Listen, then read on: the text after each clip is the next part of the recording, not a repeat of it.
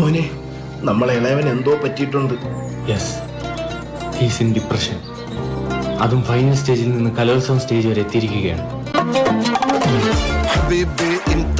അയ്യോ എന്റെ പൊന്നെ, വെള്ളം അടിക്കല്ലേ, കിട്ടി പോകുന്നത് ഞാൻ പറഞ്ഞതാ അവരോട്.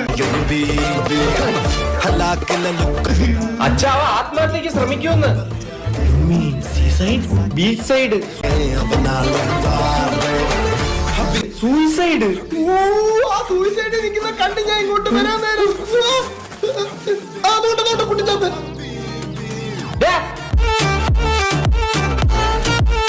മതല്ലോട്ടെ വിളിക്കിരിക്കുന്നാടാ.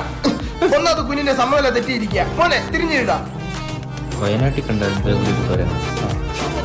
എന്തുവാ മോനെ പ്രശ്നം? 10-ാം തീയതി പത്മയുടെ കല്യാണമാണ് പപ്പ. അയ്യോ വിളിച്ചില്ല, അതിനാണോ മോനെ ഇങ്ങനെ സ്പൈഡർമാനെ പോലെ ഇരിക്കുന്നേ?